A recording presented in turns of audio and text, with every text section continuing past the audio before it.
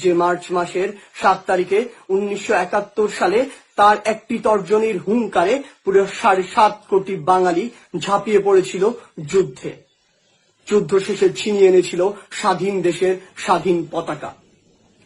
অনেকে বঙ্গবন্ধুর সেই ভাষণকে আব্রাহাম লিঙ্কনের গেটিসবার্গের ভাষণের সাথে তুলনা করে থাকেন, কিন্তু আমি কখনো সেই তুলনা করিনি।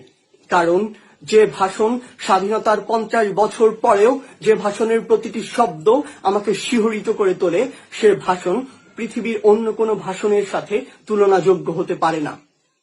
তাই তো আহমদ ছফা যথার্থই বলেছিলেন।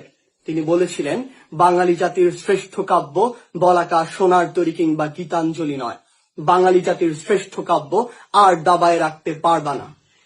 যে মানুষটি জীবন ও যৌবনের 14 বছর জেলে কাটিয়ে দিয়েছেন শুধুমাত্র এই বাঙালি জাতির মুক্তির জন্য, সেই মানুষটির বুকে শরীরে 18টি গুলি করে ঝাঁঝরা করে তার প্রতিদান আমরা দিয়েছি।